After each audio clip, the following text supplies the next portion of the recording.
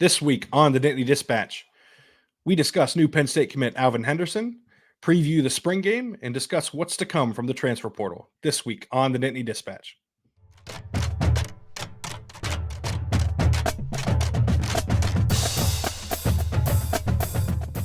Hello and welcome to the Nittany Dispatch. I'm John Sauber of the Center Daily Times. She's Audrey Snyder of The Athletic.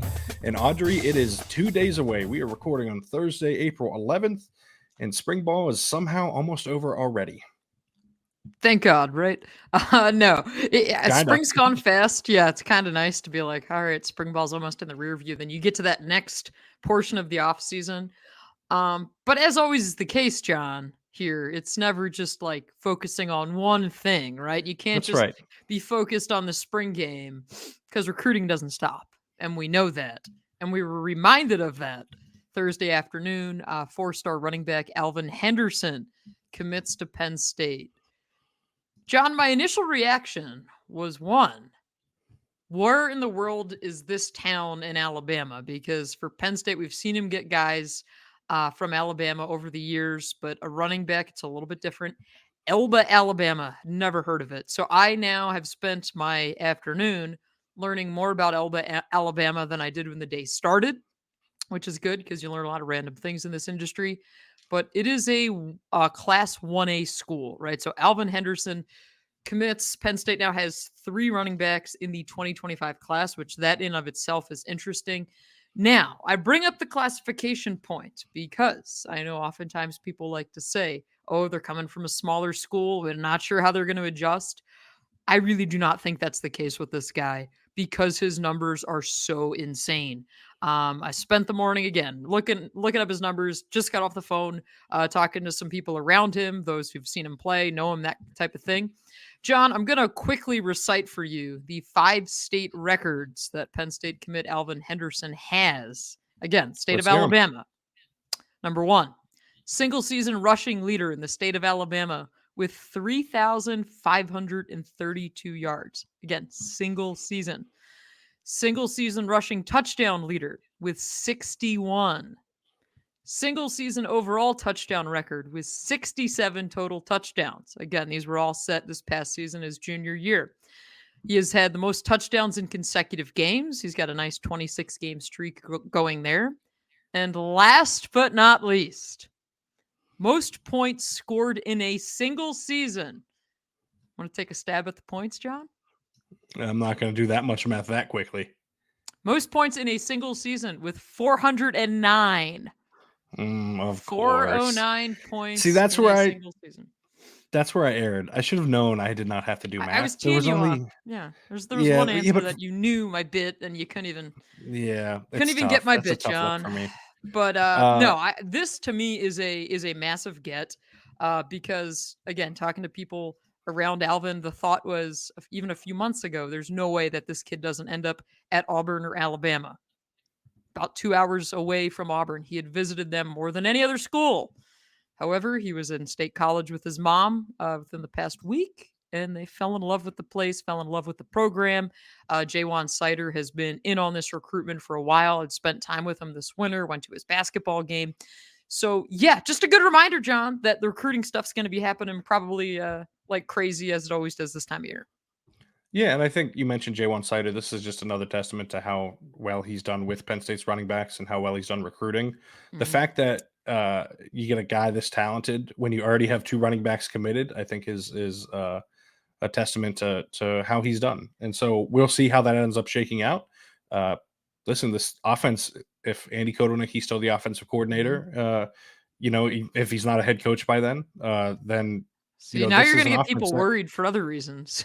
No, I mean, that's great for Penn State, right? Like, you want your coordinators to get hired away because I think at this point, Penn State fans would like to have the same coordinator for multiple years and just kind of, Well, they had Mike Yurcich for a few years. So moving on. Moving right along. But no, I think Henderson is obviously a big time get, and it will be interesting to see how. I think we're going to learn a lot this year about how Andy Kotelnicki uses multiple running backs because we already know what it looks like, and that is my transition to the spring game. Because that is going to be one of the things that I am most interested in seeing. And listen, this is what's tough. we're not going to see all of the creativity Saturday. It is the spring game. There is You no mean we're need. not? They're not showing us everything on Saturday? What? I know it's a disappointment to you. I'm sure that was your anticipation. That was it. Yeah.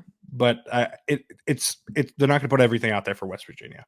But I do think that they're going to give us a general idea of what it looks like, obviously, and occasionally sprinkle in a thing or two that lets you know, okay, this is what it's going to look like, right? This is how creative it can be.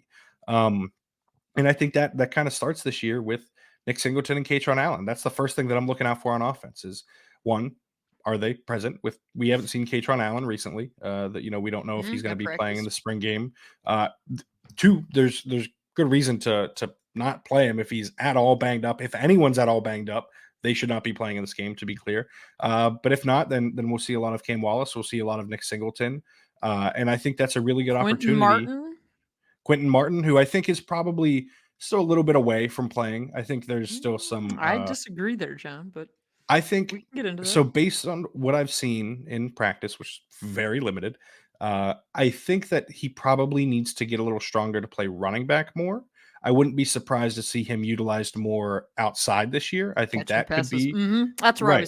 Yep. I think that is much more likely than seeing him running between the tackles. I think he's just got to get a little bit stronger, which is fine, right? Like I think he's going to be every bit of the player that they thought he was going to be. But all of those running backs, and honestly, by the way, Singleton's probably not going to get that many reps either. So you see a lot of Wallace, you'll see a lot of Martin, and they'll be put in positions that maybe we're not used to seeing running backs. And I think that is probably number one on my list and what I want to see out of this offense. We are getting more of the traditional spring game format. That's what James Franklin told us this week. At least that's the plan. Now, he did also mention that there are players with limitations that they're not going to use, right? Like we've known Drew Shelton hasn't been practicing all season, all preseason at left tackle, right?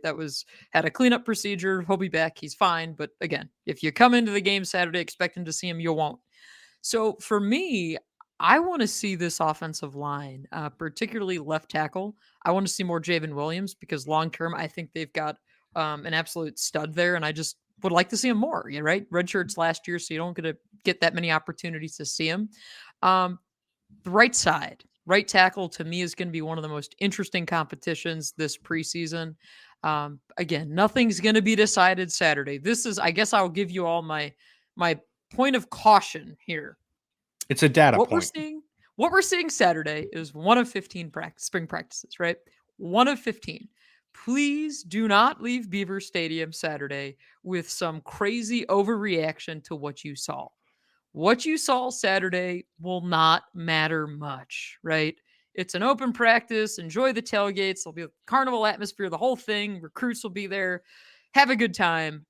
But please do not overreact because if someone comes out a Saturday and says, "Oh man, this guy, he's the darling, he's the guy who did this, whatever in the spring game," it does not matter, right? The 14 previous practices, that stuff matters. You got 15 on Saturday.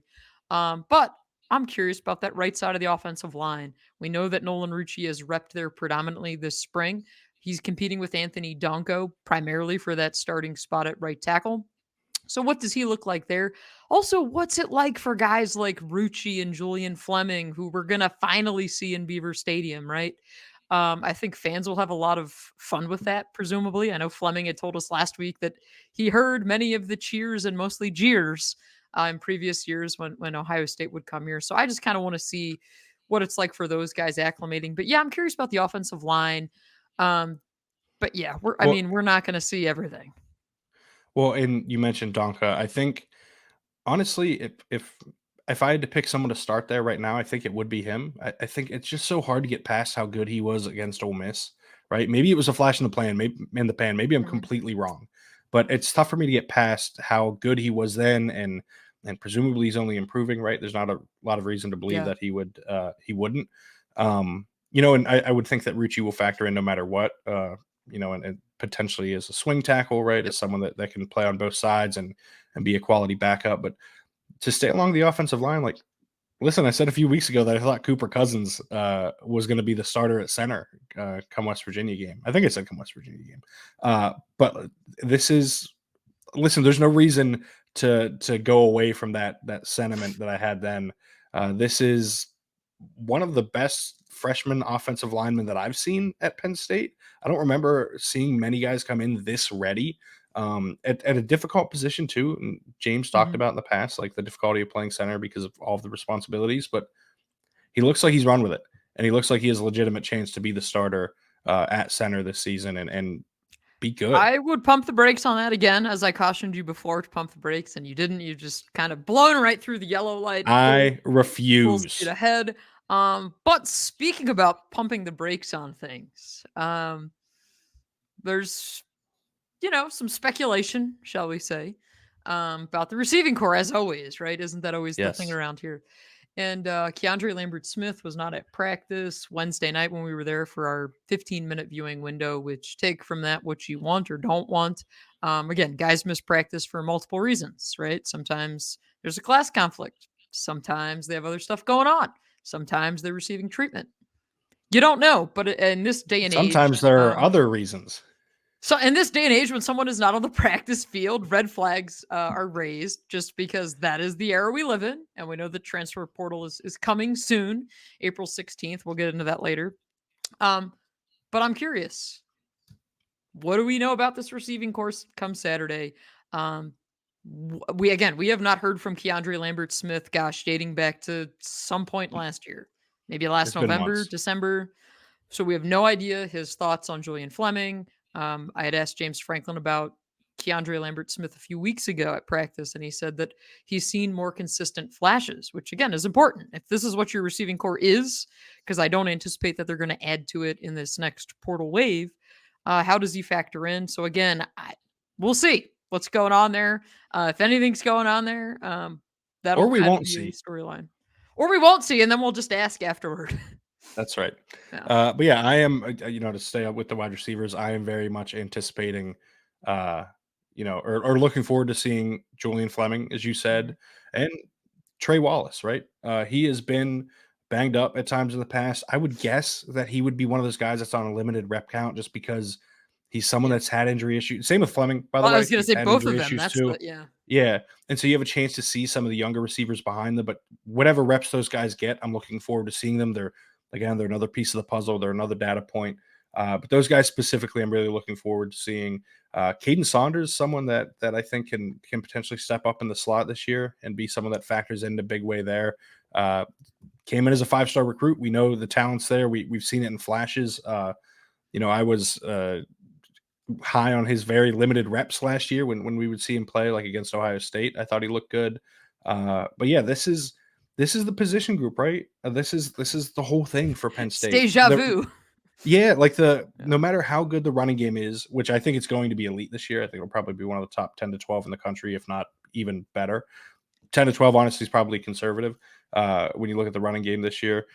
But Drew Aller's got to be able to throw the ball to guys, right? And those guys have got to be able to get open. And I think this is going to be the first time that we have a chance to really evaluate Drew and what he's capable of doing. I've said it over and over and over again. He was not put in a position to succeed last season. And so it's tough to glean much from his first year as a starter because of the factors that were kind of hindering him along the way and making it more difficult for him to do his job. And so I do think that this is kind of the first chance to see Drew Aller in a better environment. And I think, again, probably going to see limited reps. I think we're probably going to see a lot of Ethan Grunkmeyer, which is also very Because you interesting to know who me. we're not gonna see? Jackson Jackson Smollett. Smollett. Yeah, Yes, James who Franklin finally yes. acknowledged that Tuesday night this week. Again, hasn't been out there for weeks. Significant injury. No timeline has been given. So the number 3 quarterback spot, Ethan Grunkemeyer, now gets elevated, which again, curious to see how he looks. He's only been here a few months. It's really important for him to kind of get this on film. But to your point about Drew Aller and putting him in a position to succeed, here's the thing, John. This is what I was looking up when you were talking. Because this, I can see it happening already. Saturday's weather forecast in State College. High of Oh no. 51 degrees, but Oh, don't say really, it. really windy. Wind Oh boy. gusts up to 39 miles per hour. So for the Chuck It Deep crowd out there among us, those hoping to see the Nittany Lions air it out, you want to see Drew Aller's deep ball, 39-mile-per-hour wind gusts, Saturday is not your day. I am more concerned about the press box shaking because of those windy conditions. I do You know not what? like that at all. You're taking the stairs Saturday, John. That's what we're going No, to do. no, I'm not. Stairs in a windstorm. I like it. I will live in the press box before I go down those stairs again. But no, that I mean, listen, if it's windy, they're just like That's it, right? Like the throws aren't going to look as good. Yeah. Things might look a little more wobbly. Passes might get knocked down. Please understand that if it is that windy, that will happen.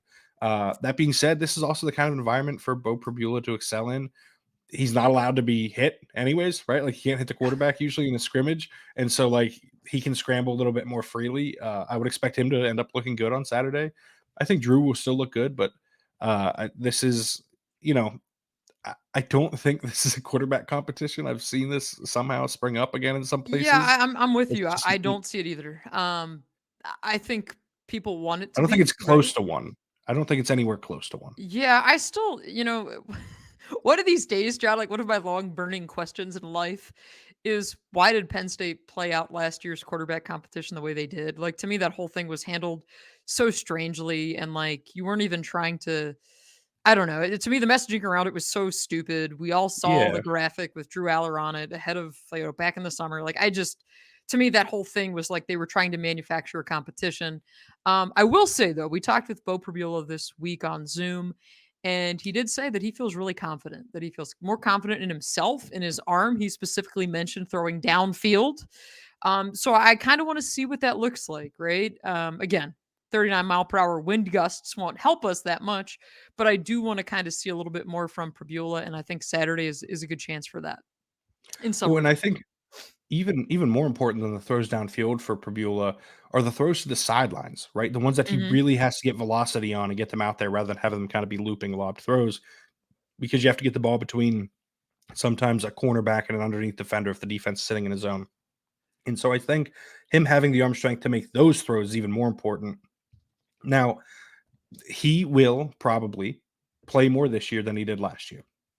Just makes a lot of sense with the things that Andy Kotelnicki wants to do with their offense. The fact that Andy Kotelnicki has Coach used K. multiple quarterbacks in the past and is willing to use multiple quarterbacks. And Penn State has used multiple quarterbacks, right? We saw it last year. Mhm. I think that he's going to play more.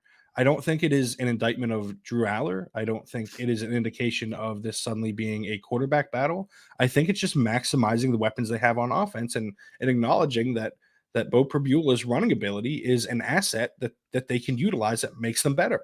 And I think that's all it comes down to. And I think we might see a little bit of that on Saturday. Maybe we see like 1-2 quarterback formation just to put it out there, right? Just to excite fans or what have you. Get I'm everybody not. mad and angry before we send them to the exits. Yeah. That's right. Turn it to a quarterback competition argument for like 3 or 4 months before fall camp starts. But no, like we're gonna see Beau Pribula more. I think his development is actually important for this team this year, and I don't just mean the program moving forward. Even if he's the starter after Drew Aller goes, like I think that he has to be ready to play real reps and to be able to throw the ball in situations. And by all accounts, it seems like he's much more in that position to do that now than he was this time a year ago. Well, John, I'm gonna flip it a little bit here. Are we gonna see any of these quarterbacks throw a pick on Saturday? Because remember, Drew Aller, I guess would have been 2 years Mm. ago, his first spring game, the interception, the overreaction. Penn State's cornerbacks are gonna be really good. I think there's a And there's lot a of lot of them. talent there, and a lot of bodies and a lot of talent. We might see AJ Harris get his hand on a football or two. I don't know which quarterback will be throwing it, but I do think we could see that Saturday for sure. Yeah, I think like Grunkemeyer is probably going to be susceptible to that, right? He's a freshman Mhm. who has not even Mhm. Mhm. been through a season or any, right? Let He's the like literally got, overreactions begin. Been here for a yeah, few months. Yeah. he got there 3 months ago. He's probably going to throw a pick because these guys are just way ahead of him, and that's fine. Like that happens. Um, But I mean, I would venture to guess that we see the corners get their hands on some passes.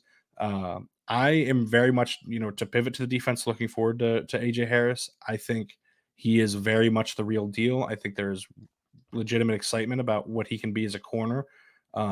If I had to pick one starter right now at the cornerback position, I think it would probably be him. I'm not guaranteeing that. Still, like we said, full fall camp to go. I hate having to make these caveats, but I don't want to, have one It's one never snippet of stopped this you turn into before, something John. I mean, more. the center thing hasn't stopped you. Well, You're but that's what I mean. Like when I say something like right, that, I mean right. it. Like I'm not like this is not one of those situations. I'm not afraid Say it and I to mean it. say something like that.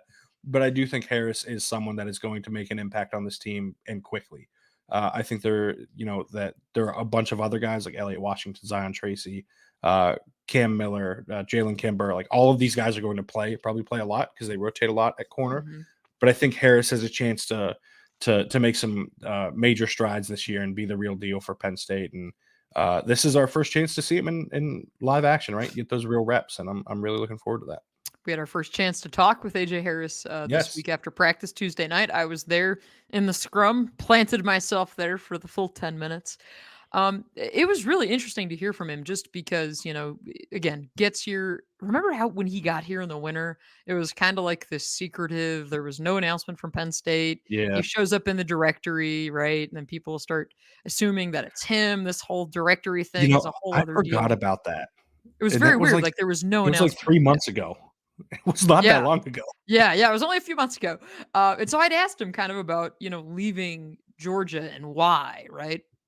Obviously, more direct path to playing time here. But the one thing he did say, because I said, what I had been told was that Georgia had some interest in him as a safety, and he wasn't really into that.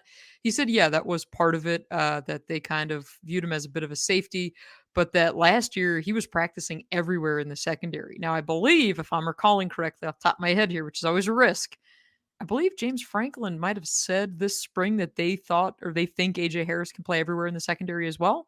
Am I? That sounds right. I feel like that has been said. Either we're both making it up or we're or we're I mean, it's correct. possible. It's a Yeah, long spring. It's it possible. is. Um, but yeah, I think really again the other thing I asked him about was how have the younger cornerbacks taken to you and Jalen Kimber coming in here because again, you're talking about managing expectations, managing egos. And he said that the one thing that Terry Smith always says is that the corners need to check their feelings at the door. And that Terry Smith has this very honest room. And we've heard this for years with Terry Smith. And Yes. that this is why he said, you know what? AJ Harris said, I really like to thank the younger cornerbacks, especially which aren't even younger to him because they're like peers Right. because he's a sophomore, but that these guys have helped him acclimate to Penn State and that Cam Miller showed him, how things are done here. So again, you could have a weird dynamic there because you're bringing in two guys to compete for jobs, but it doesn't sound like it's necessarily played out that way, which is good, which is kind of the other thing that I was mentioning earlier with the receivers of, again, you're bringing a Julian Fleming, how does everyone feel about that, right? Because we always hear you're bringing in players that you want to make sure fit your culture, but that's a tough thing. So yeah, I'm really curious to kind of get a look at these corners as well because there are so many of them, young guys, but then you have the experienced guy in Jalen Kimber. But man, it's just a different group than what we last saw when they took the field in the Peach Bowl. Yeah, and one of the things that I think I had posited earlier in the spring was that okay, this won't be as difficult to get these guys on the field because of that the lion position, the fifth Hmm. defensive back, the Formerly the safety. Husky. Yeah, the safety corner linebacker hybrid, whatever you want to call it. But it seems like Jalen Reed is the first one to go there, right? And so that means that's coming from the safety room, which means Zucky Wheatley and Mhm. KJ Winston are the ones that are going to benefit with more playing time alongside each other. Winston would have been presumably starting already. I think he has a chance to be their best player Yeah. this year. But like, so that if that position isn't coming from that room first, then you're not seeing as many guys on the field, right? And so you're going to have to rotate more. Uh, that's a position I think worth monitoring over the next week, and we'll see what it ends up looking like. Why the next week, John? Because the transfer portal opens to Tuesday, Audrey. I think it's very obvious why I said that. I just want to make sure. I want to make sure our listeners understood the timeline here. Just want to make Well, sure. and we have the guys that like Zion Tracy, and Elliott Washington have looked good, right? Mhm. Davian Collins has gotten pretty rave That reviews so far yes, this spring, which yes. is not Mhm. something that I had really anticipated, right? We didn't hear a lot about him last year. We didn't hear a lot about his development or anything, but he apparently has turned heads. And so if that's another guy that you got to fit into that rotation, something's got to give at some point. Whether it's guys are just content not seeing as much time and waiting until they get their moment, because Kimber, yes, has 2 years of eligibility remaining, but has made it pretty clear that ideally he has 1 year of left in college football. And S2 so, plans to be here for one. Yes. right. But outside of him, like I don't know that there's going to be a lot of movement from Mhm. this room, potentially with Cam Miller, but I don't know if he's going to be NFL ready at this time next year. Like it's a lot to ask for them to be able to keep 7 guys happy at corner. Yeah, and that was the impetus for what I'd asked James Franklin this week after practice was very blunt. How do you plan to get to 85? Now, the thought process behind that is in this era of college football, right, with collectives and the way that teams can assemble a roster, this is all completely different. And I have a piece up on the Athletic today, led my mailbag with it with a question that I've gotten asked a lot, which is does 85 even matter anymore, right? Like the 85 scholarship limit, is it a thing? Does it even matter? And, James Franklin did say that I keep track of these numbers more than he does, which I don't buy that, but I'm a bit of a scholarship tracker, so I guess we all have our things. You're the eligibility guy, I'm the scholarship woman, so we That's all right. have our things. But I have Penn State after this last wave in January with Kimber, Harris, Rucci, all those guys, not many players left. I have Penn State around 99 scholarship players. That is a big number. Now, you got till fall camp to get around that number. It's always an inexact science because you always have people fluctuating. So the thinking is this, right? If 85 doesn't necessarily matter, because I don't think it does in terms of the way rosters are going to be assembled, and this again, I'm talking everywhere in college football, could collectives step in and kind of fill that void and say, hey, we're going to basically room and board will be covered through us. You're technically a walk on, even though you'd be getting aid from different revenues, as opposed to the traditional 4-year scholarship. So James Franklin said he understood my question, but he wasn't going to get into it because just like offensive, defensive, special team strategies, they're not going to give away their collective strategy, especially when they cannot orchestrate deals with the collective. But, it's kind of how these things work Yeah, in and I many think that's workaround ways. But he understood what I was asking for yes. sure. And that is very much kind of the thing. So I would say to fans, don't get hung up on 85, but I fully Yes. expect there's going to have to be some attrition because there always is after the spring.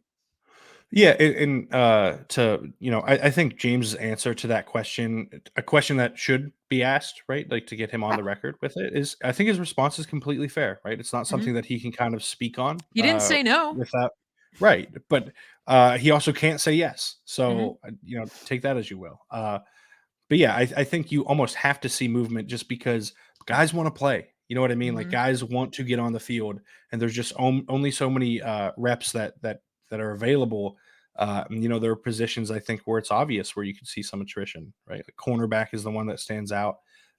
Who knows Wide what's going to happen receiver. with? I mean, I'm just saying wide receiver, you have a ton of bodies there. Yes, Um, we've seen guys that have not seen the field in years, right? And that's again, this is every roster everywhere. And it's the thing that gets sped up here is spring game Saturday, portal Tuesday. Penn State's coaches always meet with the players after spring ball to discuss, what they need to focus on this summer, this offseason. going to be a Well, lot of meetings on Sunday and I was Monday. gonna say, I feel like this is gonna be a lot of Maybe some conversations to be Saturday had, night meetings, some coupled with meetings right after the recruiting stuff game. on top of that. Yeah, it's Yeah. gonna be. I feel like we might be getting the shortest press conference ever after this one. I don't know. I would venture to guess that you'll be correct. But yeah, I think wide receiver makes a lot of sense at various spots in the depth chart, right? To see some Mhm. movement there. There are guys that like I said, probably aren't where they want to be on the depth chart and want to see the field, whether it's at receiver, offensive line, defensive line, linebacker, wherever. And Terry Smith said that they're going to be recruiting their roster, right? Like that they're going to be trying to Yes. keep guys. And that's the other part of it, right? It's not just guys who want to play that are maybe moving down a level or to a different school where the position is, there's more mobility on the depth chart. It's also a matter of keeping guys that you want to keep on the team. Like your best players are going to attract interest from other schools. It's a part of the nature of the transfer portal at this point. I'm not going to dig into the NCAA legality of what's going on because I think we all know how this works.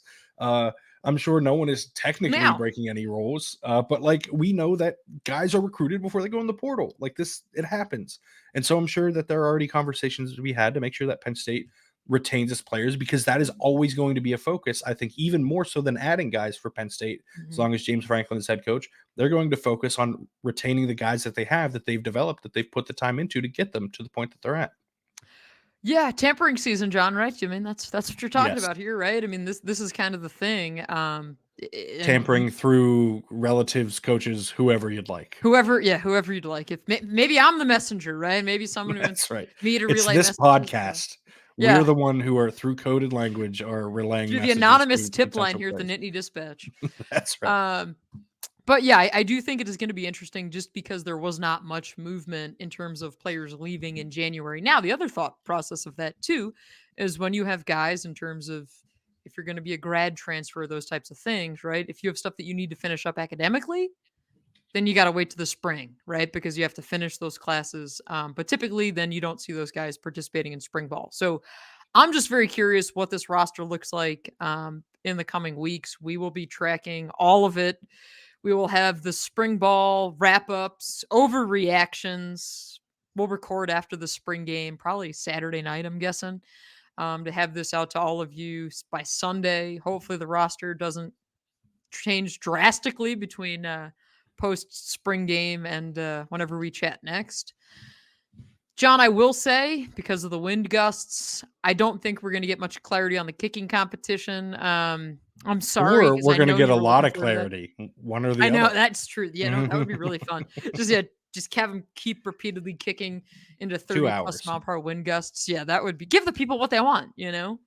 That's right. Yeah. So any last thoughts, John, before we get on out of here? Because it looks like we've got another thunderstorm rolling through State College. I was going to say, I just looked out the window and it's dreary again. My solar lights are on at 3 p.m. Yeah. As everyone knows, they can find you on Twitter at OddSnyder4. They can find me on Twitter at John Sauber. I have some of the stuff we said here. I have some of that in a story on CenterDaily.com. You have your stuff over at The Athletic. You have Mailbag up there. That is a good read. And Carter Starachi story for the wrestling listeners. Yes. Don't forget to rate, review, subscribe to the podcast on Apple Podcasts. Those 5-star ratings really help us out. Hit that thumbs up button down below if you're watching on YouTube. Subscribe to the channel on YouTube. That helps us out quite a bit as well. But we will be back sometime after the Blue-White game to discuss what we saw and where things are and discuss the transfer portal, which also never stops. So thank you for tuning in. Have a great day.